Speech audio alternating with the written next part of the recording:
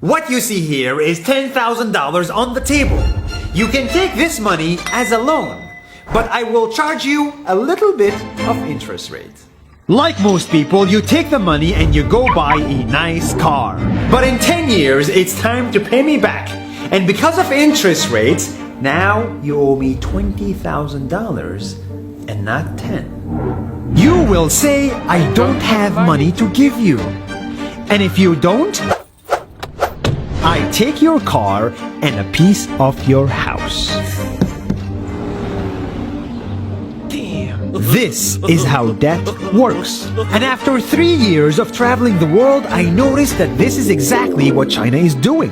For example, take the small island nation of Sri Lanka. This developing country needs money and China has a lot of it. So Sri Lanka took billions of dollars in Chinese loans. It was easy money just there to be taken. And with that, they built skyscrapers, highways, airports, and shipping ports. The country grew and prospered. But few years later, this easy money came with interest rates, and Sri Lanka was so much in debt that it couldn't pay back China its money.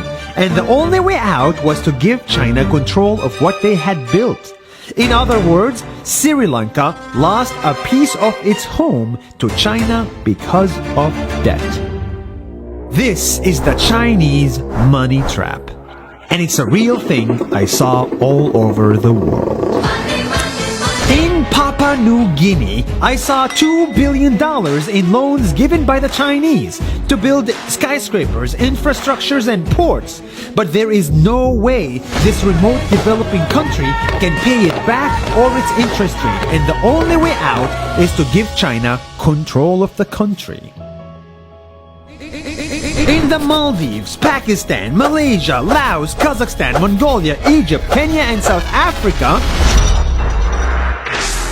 the same thing is happening, and many countries are struggling to pay back Chinese loans. If you look closely, all these infrastructure projects like highways, ports, and bridges connect to China through the sea or through the land to form something far bigger, far more powerful than just a bridge.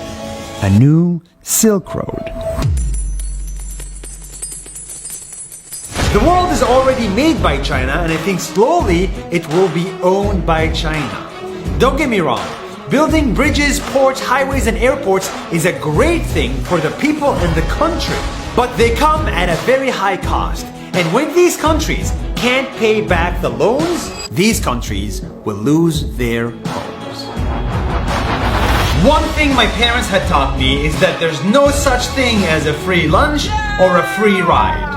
So if we're not careful with our money or other people's money, then we better start learning Chinese. 下周见。